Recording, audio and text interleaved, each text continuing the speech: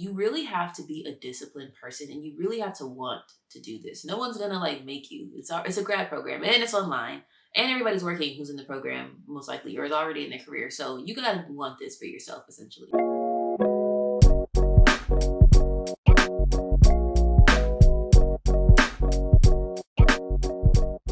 Hey there, I'm Heaven and welcome back to my channel. If you're new here, I'm so glad you found me.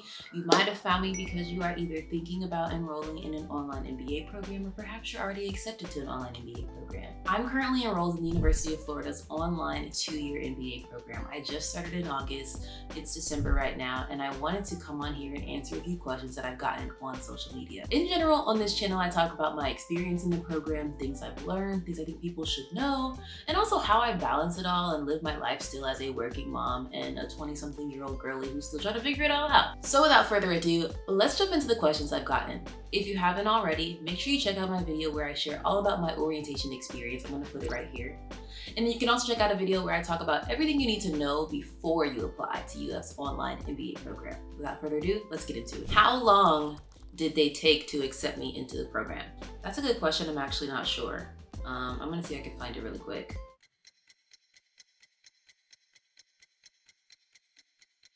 I don't know. It didn't take very long though. I would say it didn't even take 2 full weeks because I think the application was due on June 1st or something like that. You know, I need to go back and look at my video where I talk about the application process and the admissions decision because I think I might have said it in there. But all in all, it did not take long and I applied in the summer. So I am in the online 2-year MBA program cohort for spring 2026 B. So I believe there's another cohort that's like immediately before me, but that's still gonna graduate at that same time. So I think I'm in this cohort because I like applied closer to the deadline, whereas maybe if you would have applied earlier, they would have put you in the earlier cohort. The decision doesn't take long though. And if you are wondering about your application or your resume, I would recommend sending your resume over to the admissions team and they'll review it and give you feedback. They won't really give you a ton of feedback on your application itself, but they can tell you whether or not you're a good candidate like for the program based on your application, because I did that and they told me that I would because I was so nervous and I thought I wouldn't make it, but clearly I did, I hear. Next question. How is the program and what is the hardest part about it? The hardest part about it, I think, is gonna vary person to person. To me, I've just really struggled to get back into the mindset of being a student with considering all the other things I have going on. So I'm a mom, I work, I have friends, I try to have a social life, I do freelance work on the side. I'm on the board of a scholarship organization. I'm taking the lead from that right now.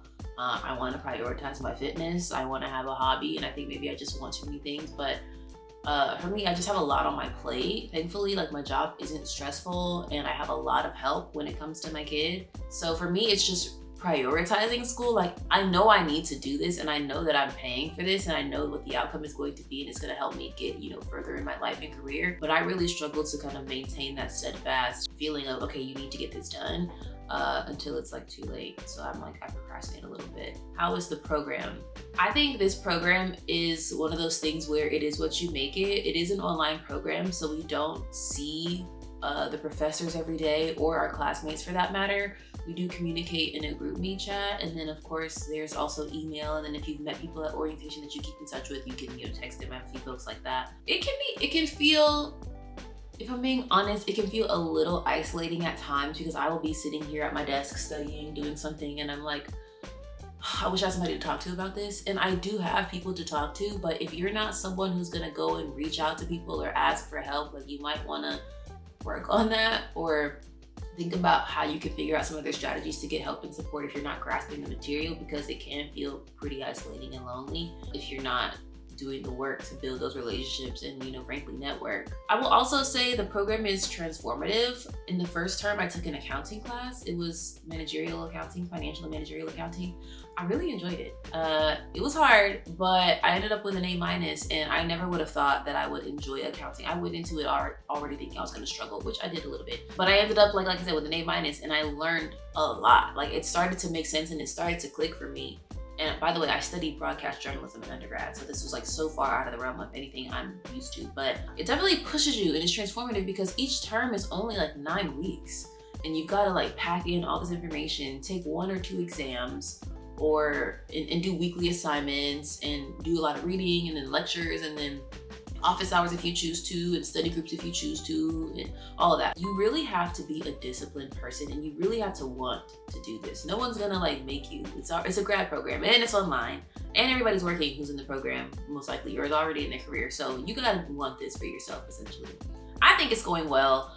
I think I haven't learned my lesson yet, kind of like I alluded to earlier about like getting my stuff together and being on top of it, but I will get there. The next question, am I working at the same time? Is it hard to manage it all? Yes, I am working. I do work full-time, 9 to 5, in office job. And is it hard to manage it all? I don't like to say things are hard because I feel like everything is hard, if I'm being honest. And I don't know what saying that something's hard is going to do or how that's going to serve me.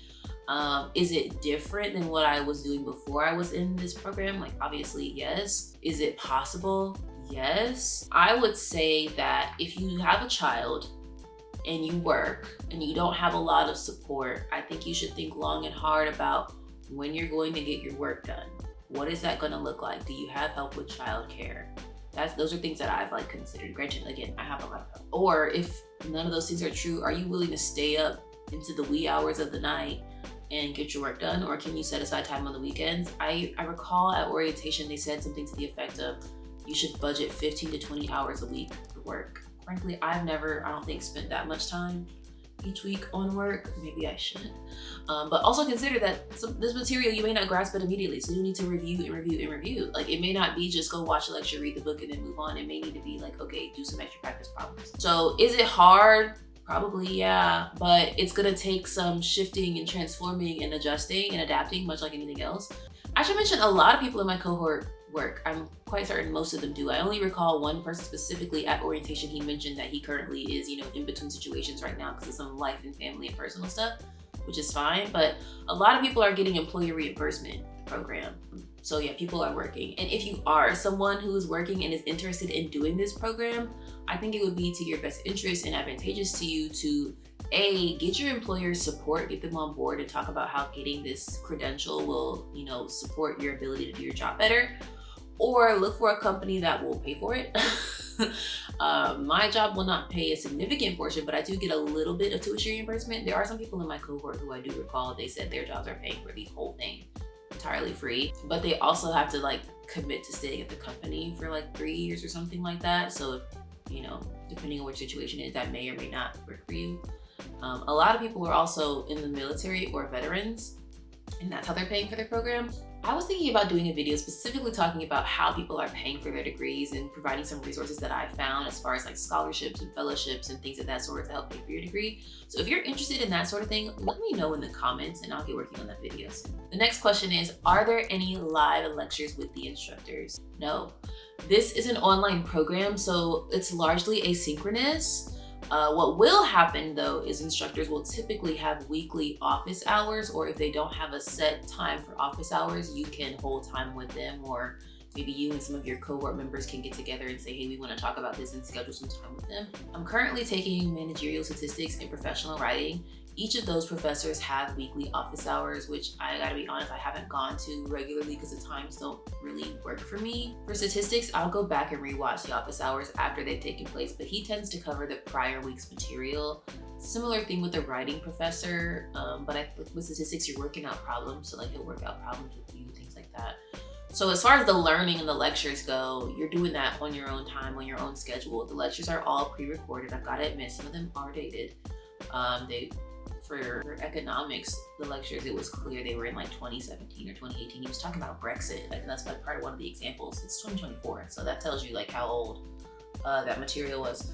But the classes, the teaching itself is asynchronous. It is not live. You watch the lectures on your own time. With writing, she has lectures and then sometimes she'll assign videos to watch that aren't necessarily her lectures. But no, there is no live, you're on Zoom or you're on whatever video platform. The professor is also on there lecturing to you. It's more of a review of the material that you should have learned either through reading or watching the lectures that they've previously recorded. This is the last question, and the question is, how can an incoming student who's coming into this program get ahead? I think that's a good question because I thought a similar thing before I actually started. I'll say this, I'm not sure there is a way you can actually get ahead. because they give you what you need when you need it. You just have to dive in and apply it within a timely manner. Something that I did do though was I looked up the syllabi or the previous syllabi for the courses I was going to be taking, so you will know what your course and term schedule is going to be because they provide that to you pretty early on, shortly after you're enrolled in the program. You get access to this platform where you can chat with other cohort members, and they have faculty and staff sharing information. It's called Chatter, but you can go in there and look at your course schedule. Something that I did, because they tell you the course code, the name, and the instructor professor, I was just Googling and seeing if there were any like previous syllabi that existed on the internet. Granted, depending on when the syllabus is from, so it's 2024, maybe I found one from like 2019. It may not still be entirely relevant or accurate. Things might have changed a little bit, but at least it gives you a sense of what you can expect in the course. Maybe you can look up the book and like try to find it yourself. Granted, I wouldn't recommend buying the book before you get into the program because the University of Florida has something called All Access, where it's a little bit more cost effective to go through this platform and get whatever book or access code that you may need for the set term, or maybe even a year. And it's better than going and buying like a hard copy book. Another example of why you probably shouldn't go and just buy books ahead of time, even if you find the syllabus early, is because like for my stats class, the book it's in an online platform, and the platform has assignments embedded that are graded. So if you were to go and try to find a book for this class that you've previously seen in the syllabus and it probably was different, like you will have wasted your money or something like that. I think getting ahead is a great thing to want to do, but honestly, I would say if you're going to be doing this program, I would say relish and cherish your last few moments of freedom before it starts, because it does hit the ground running and it just goes. It goes. Those are all the questions I have right now, but term 2, which will conclude my first semester in the program, wraps up in about a week and some change, which means I have a couple more assignments to do in my writing class, and I've got an exam to study for and assignments to complete in my statistics class. So these next few days are gonna be really real, if you know what I'm saying. But if you want to know how the terms went, what grades I earned, how the classes were, the grading structure, and things of that sort, stay tuned, subscribe to my channel, because I'm gonna have another video recapping my first semester in the program coming up in the next month or so. Thanks so much for watching. I hope to see you next time. Bye.